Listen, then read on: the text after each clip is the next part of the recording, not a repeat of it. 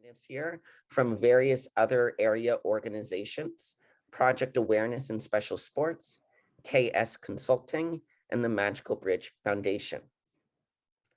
We are going to be recording tonight's webinar for future playback. So if you would prefer to turn your video off, you can do that on the bottom left-hand corner of your screen. Please also make sure that you mute yourself so we don't hear any background noise. Throughout the presentation and listening to our amazing panelists, feel free to use the chat button on the bottom of your screen to type any questions or comments. And we'll be reserving the last 10 minutes this evening between 7:20 and 7:30 to answer any of your questions for them. So without further ado, I'd like to introduce our amazing panelists here, and I want to thank them all for being a part of tonight's presentation. We recognize that it is after business hours, and many of us have worked long days, and many of us long days in front of Zoom. So thank you so much for taking time out of your day to join us. So what I'd like to do is provide a couple minutes for each panelist to share a little bit about themselves. Let's start with Janet Miller, who's here tonight from Project Awareness in Special Sports. Janet, can you just introduce yourself, kind of set the stage in terms of who you are and kind of how you ended up here tonight? Sure. So I have a 28-year-old son who actually is he's autistic. So I've been advocating for a very long time. So initially I was one of the founders of It Takes a Village. I do see there's several people from It Takes a Village, partnering with the Marin Mill Valley School District to create a PTA, which really promoted inclusion, acceptance, really educated everybody about what that meant. From there, I went on to the school board to continue that mission. And then I started Project Awareness in Special Sports, which offers recreational programs to individuals with disabilities. We partner up with local high schools and middle schools. So it's really a very inclusive model. We do camps, baseball, basketball. We run all sorts of after-school programs at the Mill Valley recreation program. We partnered with Dominican University, just really about, making sure that there's a lot of visibility and a lot of opportunities for individuals with disabilities. I also serve as president on Integrated Community Services, which promotes employment and independent living skills. So I have a pretty diverse, from being involved with the school districts when obviously my son was very young to now he's an adult and he works actually at Mill Valley Recreation. And I've also been able to, I have several people with disabilities that I've been able to, that work for me at my company. So I've been able to promote it throughout, it's really about throughout the community and to continue that message of inclusion. They're my, so anyway, that's who I am. So thanks, Janet. We look forward to hearing more from you tonight. In the chat, we put contact information for Janet, as well as a link to her organization's website for those of you who'd like to learn more. Next, we're going to jump over to Olenka Villarreal from the Magical Bridge Foundation. Olenka, we'd love to hear a little bit about you and your work in this space. Good evening. Thank you, Sam. Thank you, Janet. In a very magical way, Janet and I actually did meet several years ago in the good work that we try to do to advocate for our families and our communities. And I am the founder and the CEO of the Magical Bridge Foundation. And we came about very organically because I discovered the need for a public playground that would be welcoming to both of my children, one with and one without disabilities. And the mastermind behind that, Ava, essentially my daughter with disabilities, I mean, she just turned 19 this last weekend. So I've been at it for a while, just like Janet. And ultimately what Magical Bridge is doing is we are creating spaces, places, mostly outdoor spaces, and companion programming that's thoughtfully designed to be welcoming, inclusive of all ages and all abilities. I probably don't have to tell this group, but developmental ages and chronological ages in our world can be very different. And so creating those outdoor spaces that are not only welcoming from the movement and the play and the respite, but more importantly, just building community and families feeling welcome, no matter what age, what ability, what size, and what their needs are. So one by one, we select projects to do that. And at the moment, we have about 13 underway, locally and then around the world. And we look forward to having you all visit at least one of the Magical Bridge playgrounds in your future. Thanks, Olenka. And in the chat is information to reach out directly to Olenka and to go to the Magical Bridge website where you can find where the playgrounds are located. I've had the pleasure of attending 2 of the playgrounds in the Bay Area, and they really are truly magical places and spaces to enjoy. Kristen Sperling from KS Consulting. Thanks for joining us tonight. I'm going to ask you to give a brief introduction of yourself. Sure. My name is Kristen Sperling. Thank you so much for having me, and thank you all for being here.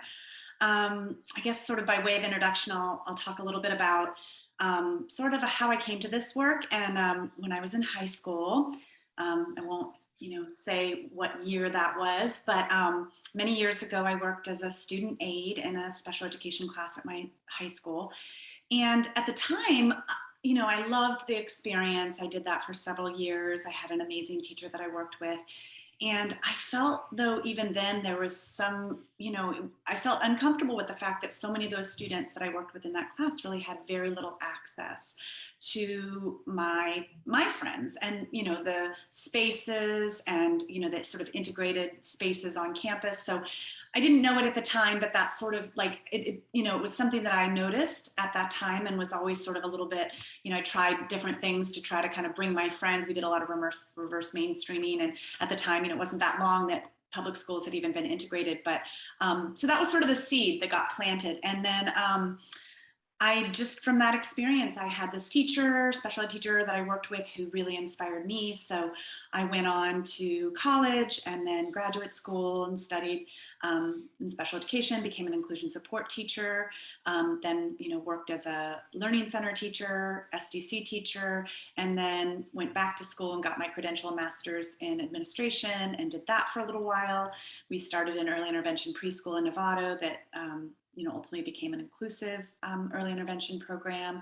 And then, eventually decided that my dream was really to help support school districts to provide more inclusive opportunities for their students. So I started consulting with local school districts about, 8 or 9 years ago, starting in Mill Valley, and then just sort of branched out. So I've been doing that work, and I have contracts that I have with different districts, and I help provide training and support on how to provide more meaningful and inclusive opportunities. And then just lastly, I wanted to say that for years when I worked in San Francisco Unified, I was part of the inclusion task force there and was really involved on that level. And I worked at a middle school that had students that had transitioned from one of the public elementary schools. And what was amazing is my first year, I had a student who was, wasn't verbal, but, was actually having some self-injurious behavior. And a student walked by in this moment who had actually known this student since kindergarten. This was in 6th grade. And it was just the most amazing moment where this peer said to my student, said, "Oh my gosh," as the student was, sort of engaged in self-injurious behavior, like, "I'm so sorry, you must be having a really difficult day today." And so it was so normalized for this peer because they knew that this was just a way that this child was communicating, even though it wasn't typical. And I just felt like, gosh, this is why we do the work that we do, because these are the humans that we want to develop, and that are compassionate, and that they understand that everyone has a different way. So that was just sort of kind of yet another inspiration for the work that I do. Thanks, Kristen. We've dropped Kristen's contact information into the chat as well if you'd like to visit her website or email her directly. I like to call those moments that you just described, Kristen, inclusion light bulb moments. And I do a lot of trainings where I encourage educators to really think about what was your inclusion light bulb moment? What was that moment as a professional, as a student yourself? What was that moment that was really like the aha for you of like, oh my gosh, like the value of inclusion is there, and the way in which it actually supports everybody. So with that idea of inclusion light bulb moment, I'm going to actually start with you, Kristen, put you back on the spot. The first question that I'd like to ask all of our panelists is, what is your definition of inclusion? Because I think we all kind of come to this work based on our inclusion light bulb moment, right? That moment sometimes helps to frame what that definition is for us. And I think there's a lot of variability in our definitions. Again, to all the participants listening, if you have any questions or comments for our panelists, please put them in the chat box as our panelists share. So Kristen Sperling, what is your definition of inclusion? So I wanted to look it up because I wanted to see what the dictionary says about inclusion. And one of the definitions anyway was the act or practice of including and accommodating people who have historically been excluded by race, gender, sexuality, or ability. And, it's funny, that just didn't feel sufficient because accommodating just didn't really capture kind of how I feel about inclusion. I mean, inclusion is a right. And all individuals, regardless of ability, must have that meaningful access and inclusion. And so, I just think that in all aspects of our communities and our social networks, within our working communities and our schools, it's more than accommodating. It needs to be that students are fully participating members of those communities. And so I just felt like, it feels like more than just that. Of course we need to be accommodating them, but people with disabilities, but it's so much more than that. So thanks, Kristen. And again, for all the attendees, if you have a definition of inclusion, you can share that in the chat too. Olenka, how would you define inclusion from your perspective?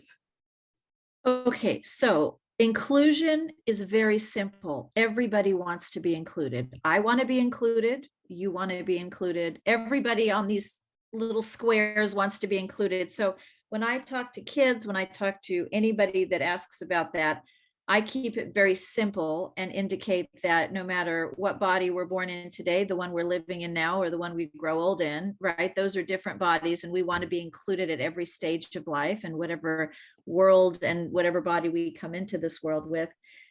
So I keep it quite simple, but I'm going to put you maybe on the spot, Sam, because the other day when we spoke, you offered a wonderful definition, and I hope you'll share that with the group, maybe now or maybe when you're done with the panelists, but I felt you had a very eloquent definition of inclusion, so don't forget to share that.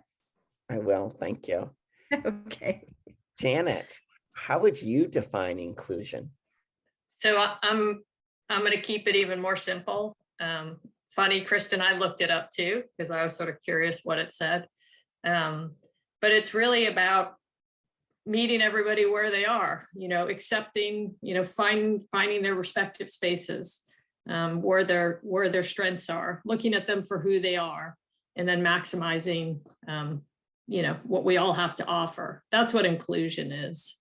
I think that we all want to be included, and it's not just, there's a lot of dialogue right now on, obviously diversity and inclusion, and a lot of, as an employer, obviously there's a lot of focus on it from an employment standpoint. I'm not sure that people fully understand what it means, but it really means looking at everybody for who they are and incorporating them into the community, into the employment, into the schools.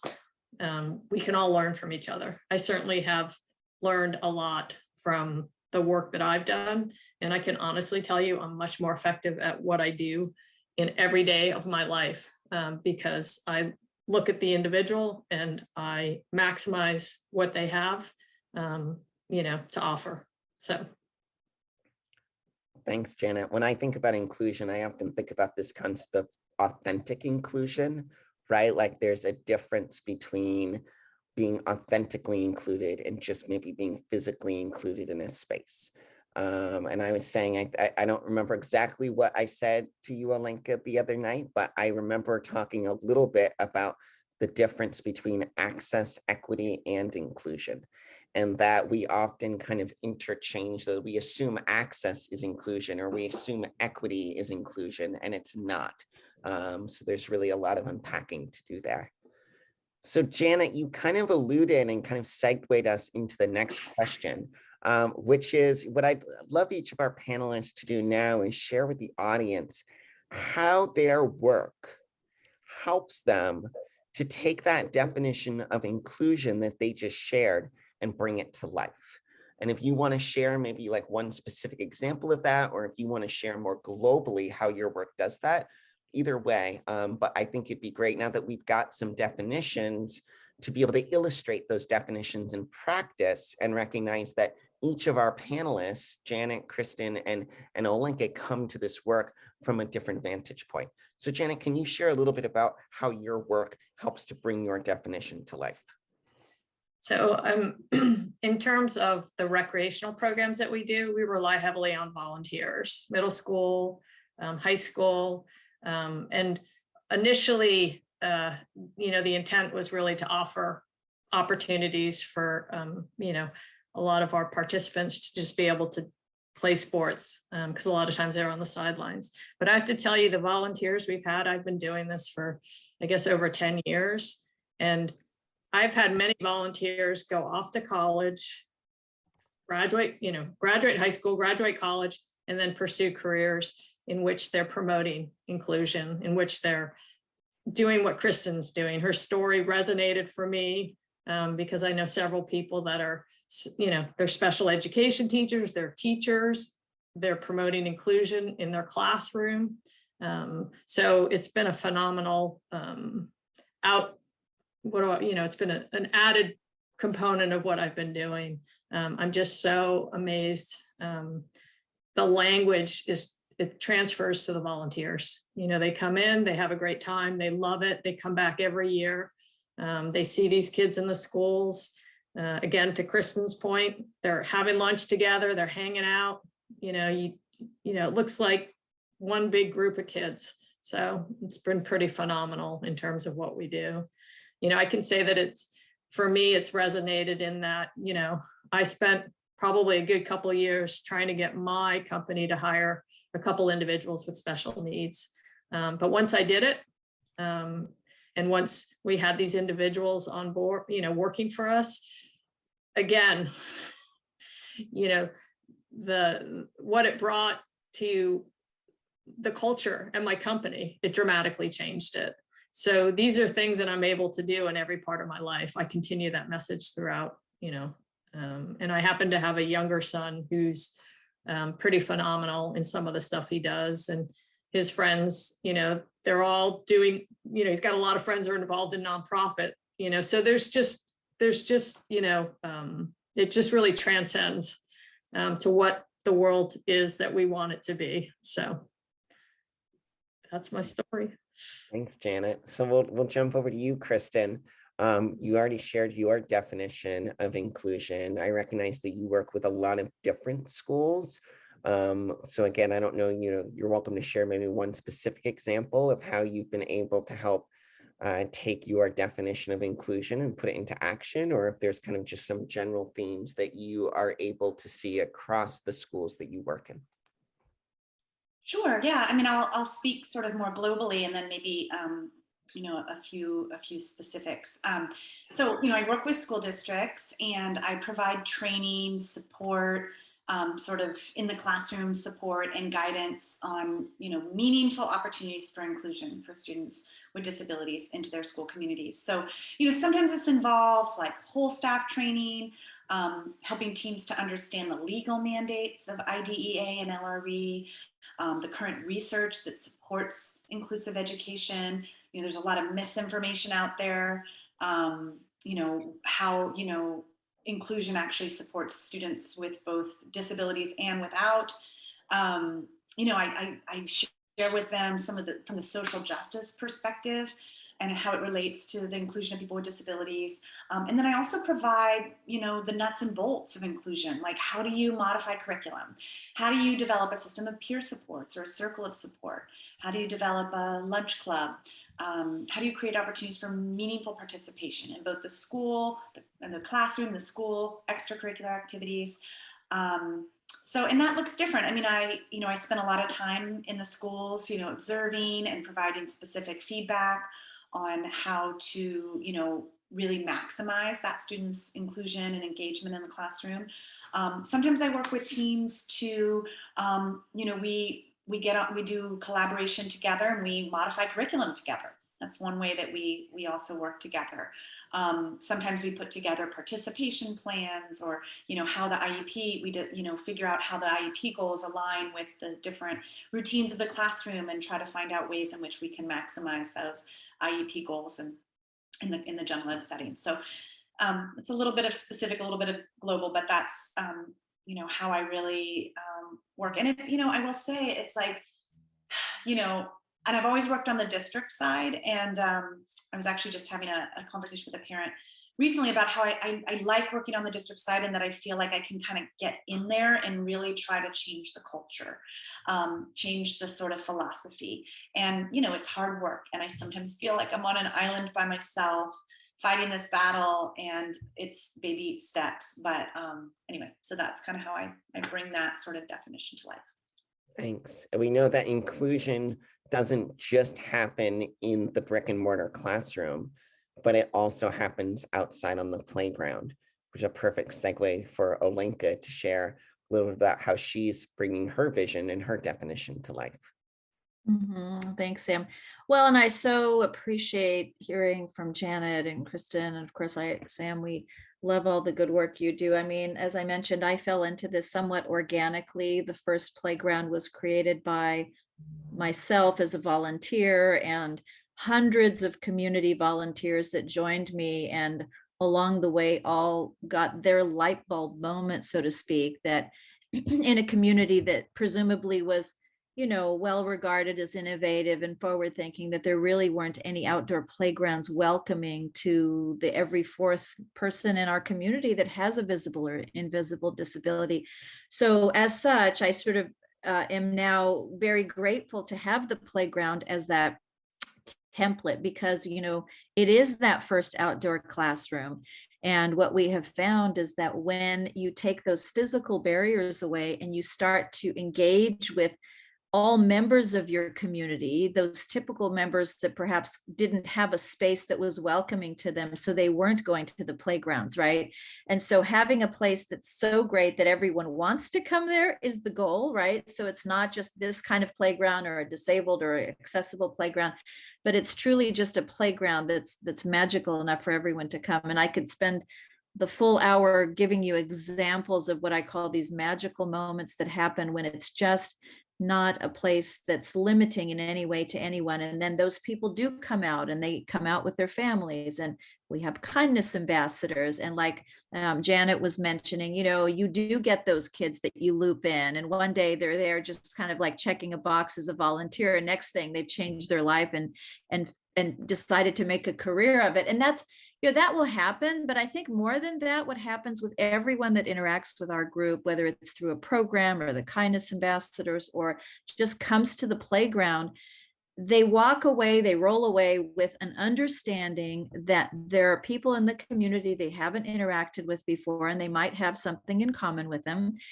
And mostly, I think what it does is it sets them up for not bullying those children that are different than them in schools, because people tend to bully that they're not familiar with or something they're uncomfortable with. But if those individuals are in their local playgrounds, they grew up with them, and they're going to be more protective of them as members of their society. So we do think there's a lot of great messaging, and it's a wonderful way to start a young person's life. But more importantly, as we become older, and many of our children that are older enjoy the play experience, there are many opportunities we feel that happen on the playground, and we love the good work that we're doing, and hope more places are designed thoughtfully for everyone. I think what's so kind of inspiring about this work is each of our panelists are planting the seeds for a more inclusive tomorrow in different environments. And, inclusion is a set of skills that we can easily access in all of the places and spaces and experiences in our lives. And so by planting that seed, whether it's on the playground or at a camp or on the basketball court or in the gen ed setting, those seeds start to grow, and really students today become the change makers for a more inclusive tomorrow.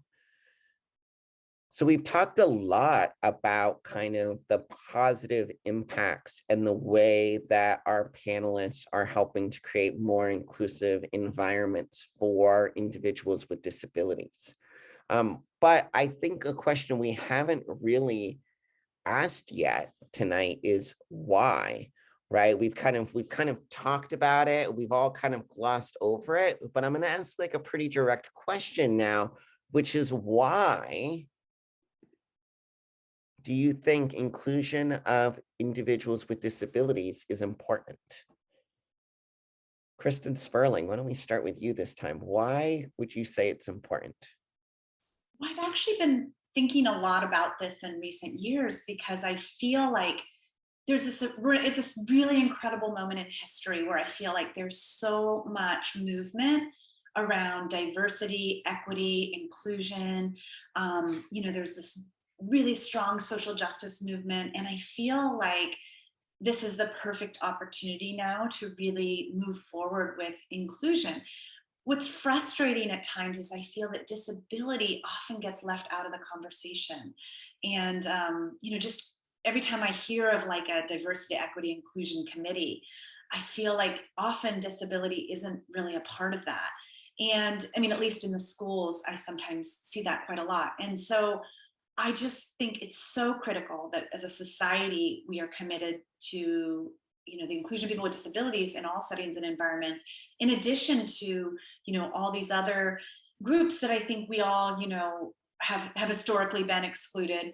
And I think that it's just so important. And I think that we know, and the research shows us, that we all benefit when people with disabilities are an integral part of our, as I said before, like our social networks, our workforce, and also live with as much independence and self-advocacy and belonging. So, we all benefit as a society, and we benefit from those relationships. And so I think that it's really for us as much as it is for all those who actually experience disability. So Thanks, Kristen.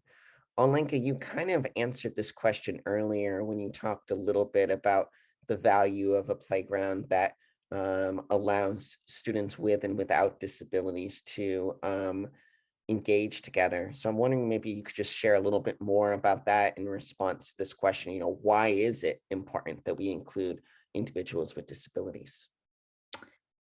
Well, the long and the short of it is it's important because they are all around us. And the statistic this year shows that 88% of individuals with disabilities are not wheelchair users or mobility users. And that means that with the billion plus people with disabilities, the fact is they're multiply impaired.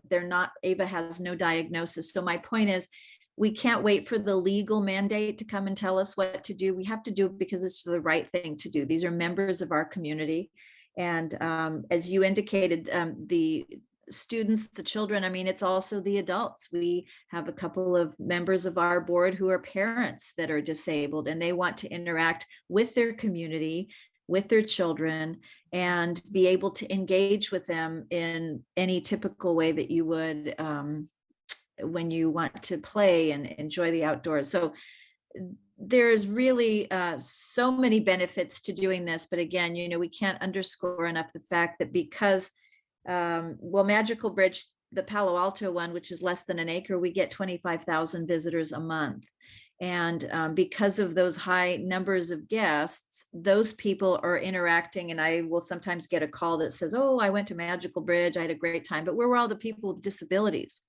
Well, not everybody with a disability is going to have a flag on their head, right? And many different kinds of disabilities exist that make our world different, whether it's sensory or it's visual. So, I mean, if we stop kind of limiting, I'll say in closing, the world is somewhat unwelcoming to those people with disabilities, not because of their disability, but because of poor design of spaces, programs, and many other things. And playgrounds are just one of many examples. And, we can do better. And I so honor the good work that's being done on this panel, because everyone's in a lane that's so needed. And as we go forward, I think we sort of sprinkle the seeds of awareness everywhere. And it's such an important thing to do. But it is remarkable that it is still something like, oh, well, we're still here. The DEI movement is alive and well, but we do want to insert the disability community into the DEI movement more firmly. Thanks, Olenka. Janet, I'm really excited to hear how you're going to respond to this question, because you not only have you designed a program that's really focused on including young people with disabilities, but you've also created inclusive hiring practices and really making an effort to consider how do we include individuals with disabilities in the workforce. So I'd love to hear why you think all of that is important from your perspective. So I'm going to try to keep it a little bit short, because I know you're getting close on time and the other questions are pretty powerful. But listen, inclusion, it's for all of us. We learn a lot from each other. And I think inclusion is all about, we got to see everybody for their differences, and whether it's a disability, whether it's a color, whether it's a gender. I mean, I agree that the diversity and inclusion doesn't always focus on disability, but there's a lot of us out here that are very loud and that are creating dialogue, creating discussion. So I think inclusion is really, it's all about, it makes us more inclusive. It makes us more diverse when there's people that learn differently, that approach the world differently. I mean, my son struggles with language, but you know what? He's introduced me to the world of photography. And it's probably something that I would not have taken up if it wasn't for him. But he doesn't, language is really hard for him. We have several of our the couple of the employees we have, they're the hardest, probably most productive employees I've ever had. And that transcends to all of my team. So that's why inclusion is so important, because it's, as you said, Sam, it's really getting everything ready for the next, the future, and I think back to the days when, when I went to school and there was complete segregation, and I didn't understand why students were being taught in a different classroom. Nobody talked about it. We've completely opened that dialogue. And it's powerful for all of us, because I don't think a lot of us would be who we were if we didn't participate in this type of inclusion. So. Thanks, Janet. I'm noticing that we have some comments coming in the chat, as well as some questions. Keep them coming. I think it's great for folks to be able to have a conversation off to the side based on what we're talking about. We will get to questions in about 8 or 9 minutes. So if you have questions for all of our panelists, any of them specifically, you can direct specific questions to panelists in the chat, and we'll be going back through that in about 10 minutes and answering those. So the next question, I think, is a really good one. I'm excited to hear what our panelists are going to say. And I have a feeling I might need to put some parameters on it, because I think we could talk for another hour just on this question. So the question I'm wondering is, in your work, in your experiences, what do you see, what do you hear as common misconceptions around inclusion, and specifically common misconceptions around inclusion of people with disabilities? I see Kristen Sperling is raising her hand like a good child in school. I was a former 3rd grade teacher before I did this. I always appreciated that. And why don't we try to keep each of our panelists maybe like 2 misconceptions, so we have time for everything else tonight. Yes, this is one that is so frustrating. I find that one of the biggest misperceptions that I run into quite a lot is that people believe schools, you know, teachers, administrators, that students who have too significant of disabilities cannot be included. And I think this speaks to somebody in the chat. I think it might have been Matt, who mentioned something about like children that are quote too disabled. And I've had to say at times to teams, like, it's not relevant. Like, we don't need to talk about the fact that the child is, this far off grade level, or, that's not relevant to the inclusion of this child. I mean, I think people's mind, they believe that, like, oh, well, if they're too far, then it's, not valuable or it's not meaningful. And, I think that's one thing that I get so frustrated about. We can include students with significant disabilities. That's why we modify the curriculum, or we modify the environment. And so I'm always just sort of like really trying to reinforce that severity of disability does not preclude a child from participating in a meaningful and inclusive experience. So that's the one that I just get so frustrated about. I mean, you just can't even believe the things that I sometimes have heard said, even on recorded about that very sort of bias. So I think that's the big one. And then that's it. Yeah, and so much of that is a mindset shift, right? Like, it's shifting our mindset to not put barriers up for ourselves immediately because we don't think we can, and we feel like we don't have the resources, because we actually do. We actually do. We just have to be in the right mindset. Janet, what would be your one or two top common misconceptions around inclusion? So I'm actually just going to share an example that a friend of mine shared with me. She basically has a friend that uses a wheelchair, and that she said that she can tell if a space is truly inclusive, not if there's a ramp to get inside, but if there's a mirror in the bathroom that is low enough so that she can check her lipstick. So again, I think it just speaks to, oftentimes people think that they are being inclusive, but they're really only tokenizing diverse representation in spaces. So very true. Yeah. Yeah. Olenka, what would you say is your top one or two common misconceptions, whether it's magical bridge related or being a parent of a child with a disability, what you struggled with there? Well, I might just offer an alternate comment to what Kristen said, and it's only because I want to validate anybody that might be in a different world. So I do have a daughter that is probably one of the most significant sort of students in our district, which she does require a lot of assistance. And I think that the general trend is to want or expect your child to be included in the classrooms of different programs and stuff. But I am of the opinion that I really prefer more of an active learning model, which is essentially when she's included in a lot of these programs, no matter how many accommodations are made, she doesn't really get much out of it. Her developmental level is not such that she understands what is going on.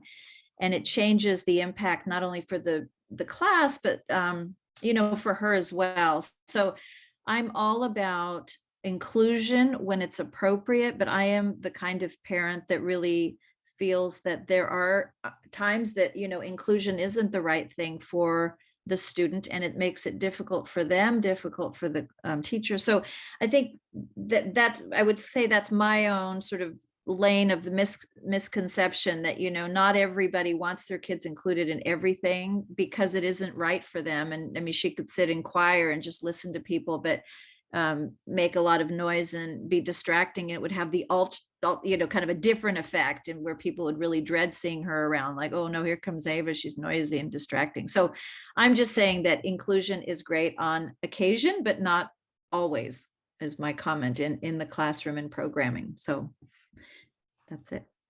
Thank you. So what a just great, inspiring conversation we've been having tonight. I'm so glad we have so many attendees watching. Again, feel free to pop your questions, your comments into the chat. I get so excited and motivated and inspired listening to other folks in this space share their perspectives and their experiences and their optimism for creating a more inclusive world and society for all. So with that, the last question that I'd like to ask our panelists before we open it up to Q&A is what, now that we've talked a little bit about our definitions of inclusion, misconceptions of inclusion, how we take that definition and put it into practice, I want us to kind of think a little more futuristically. And the last question I'd like to ask you is, what would be your vision for the future of inclusion in Marin County and beyond? So whether you want to take that question and think tomorrow, 5 years, 10 years, 50 years, 100 years, but if you were to, in one sentence, like 10 words or less, summarize, what is your vision of inclusion in Marin County and beyond, what would that be? Olenka, we'll start with you on this one. You're on mute though.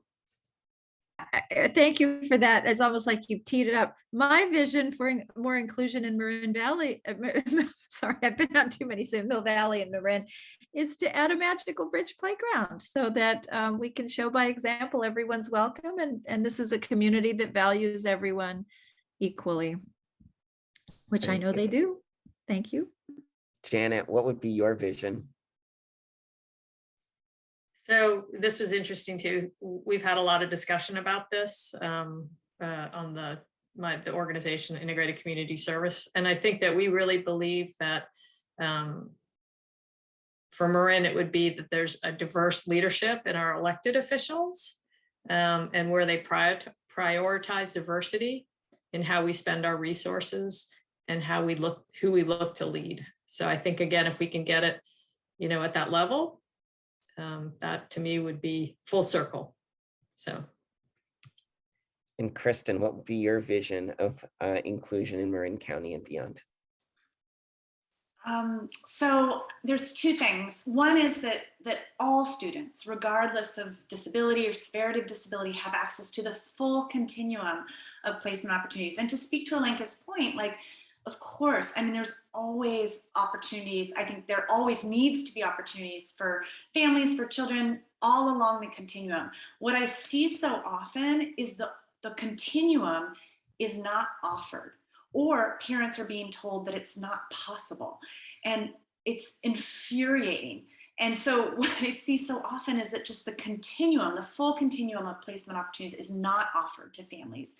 And I would love to see that. I would love for families to come to IEPs at transition meetings and be told, here's the continuum, everything from full inclusion to, whatever it might be. And this is maybe what we think is best for your, child, having known your child. However, they're offered the full continuum. And I see that not happening. And number two, and this is something else that really infuriates me, is I so often see parents having to struggle for just the most basic inclusion. And my vision for Marin is that parents should not have to have attorneys and advocates to be able to have, basic inclusion for their children, to meet those legal mandates of LRE.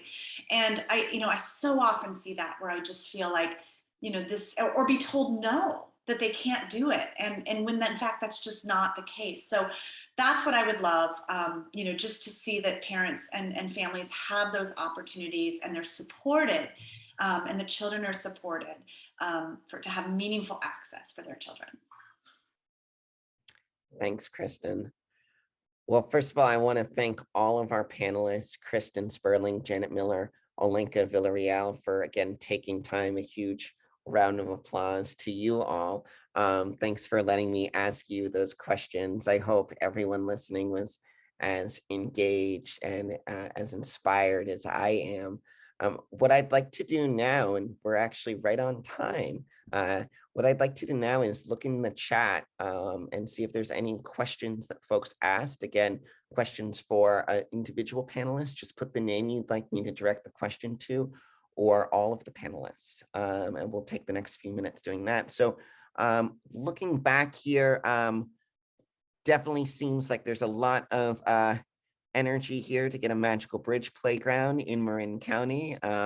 So we'll definitely address that. But the first question I'd like to ask is from Kristen, who is asking Janet first. How have you been able to get your community to make inclusion a priority? I am currently on a PTA board that has members that see inclusion as a distraction. How do you help people to understand that this needs to be a priority? Well, so when we first created when a group of parents sort of approached me about starting a parent group in Mill Valley, and I said, you know what, we shouldn't do a parent group. We should do a special education PTA, because then we're creating a partnership with the school district. Because no matter what, it is you do have to educate, you have to be out front with them, you have to create this collaborative dialogue with them. And it was super effective. I see Tammy's on the listening in. But by doing it that way, it became collaborative. And, it was a lot of education. It was a lot of spending time with the administrator, spending time, I actually went on the school board so that I could also have closer access, and making sure that I was advocating in the right way. So I'm certainly willing to, if you want to reach out to me, I can talk a little bit more, because I know our time is limited.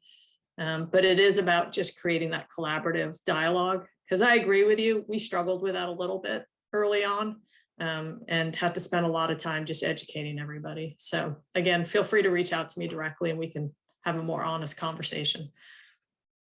And we'll make sure Janet's contact information goes back into the chat. So I know sometimes it's hard to scroll up and down to see all the comments there. Question for Kristen.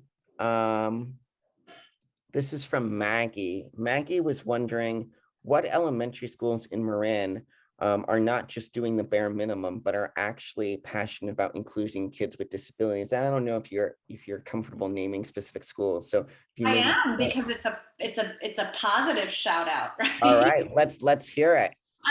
Well, it's interesting is I always thought and knew that there would be one district that I would probably work in as an inclusion consultant.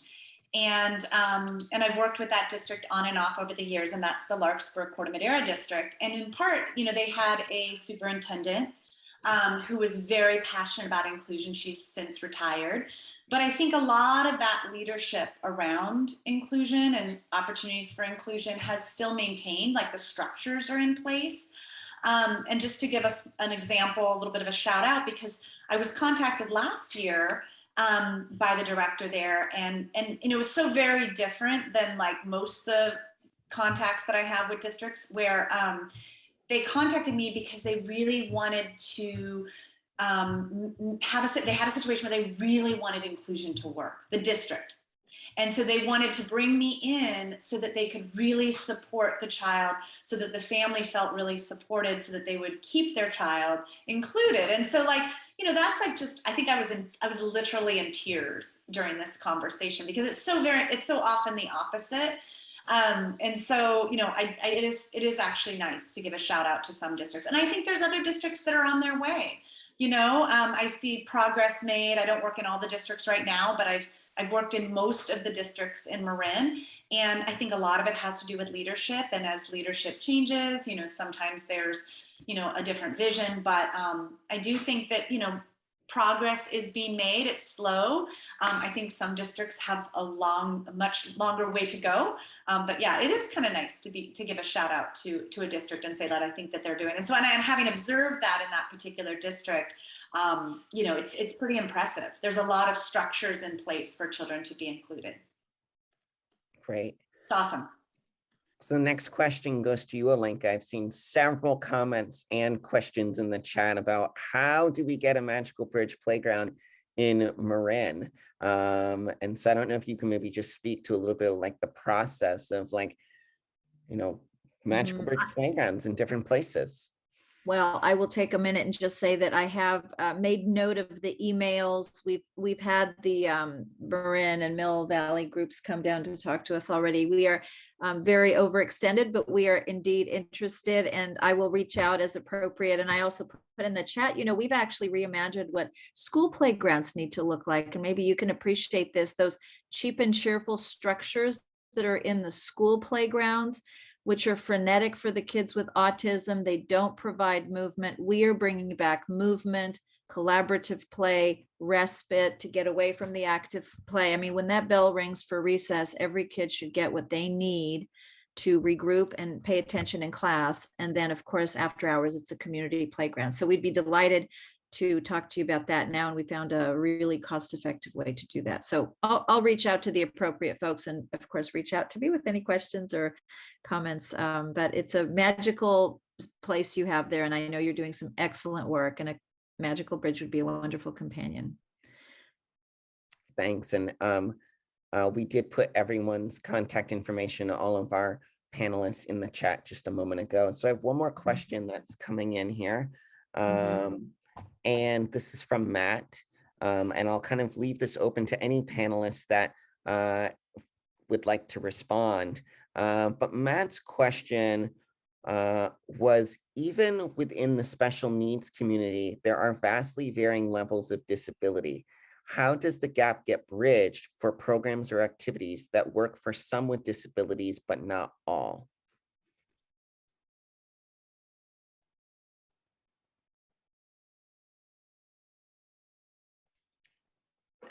I mean, I can just sort of speak to our program. You know, and again, Tammy, there's several people that participate. I mean, we try really hard to work with the parents to include everyone. You know, sometimes in fairness, you know, like we do basketball, we're a grassroots organization, so we don't always have the funding for the appropriate equipment. But we're always willing to create a dialogue and, you know, talk to parents and try to understand a good fit and find the volunteers. But, you know, I have to say it's still, you know, it's still evolving, and it's still, you know, just an open dialogue. I mean, that's what we try to do. We try to create the open dialogue, but I can only speak to my program, which again is a very much of a grassroots program. There's some larger programs out there that probably have more funding than we do. So, but we do everything we possibly can. You know, and again, I would, you know, there's quite a few parents on the panel that have participated in our program. So. Great, thanks, Janet. Before we wrap up, any final words of inspiration, magic, inclusive, light bulbs, anything that any of our panelists want to share before I wrap up with just a few plugs for future events? I just wanted to say lastly that I think I wanted to say earlier is that every day I see examples of how not only do our children with disabilities benefit, but how so many of the other people, staff, students, we all benefit from those experiences. And it is magical at times because, you know, as a parent, you know, you want your children, you want children in general, they're our next generation, to have experiences where they really know how to be empathetic and also be in a role where they can also, you know, have a reciprocal relationship with somebody who might have differences, different abilities. And so I see that every day, and it's really beautiful. So I'm grateful that when I see those little moments. Thanks, Kristen.